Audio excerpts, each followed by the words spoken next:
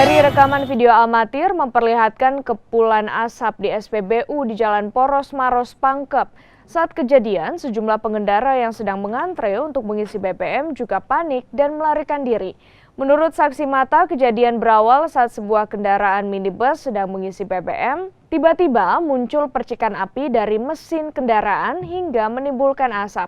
Beruntung karyawan SPBU dengan sigap memadamkan percikan api menggunakan alat pemadam api ringan. Lokasi SPBU yang strategis membuat warga di sekitar lokasi sempat panik saat melihat asap. Namun pasca pemadam, operasional di SPBU kembali normal. Tidak ada korban jiwa maupun luka pasca insiden percikan api.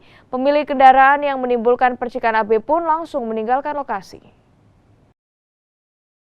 Awalnya sih pengisian biasa-biasa saja, Pak. Setelah itu, udah diduga-duga ada percikan api muncul dari mobil. Oh, dari mobil ya? Mobil apa, Pak?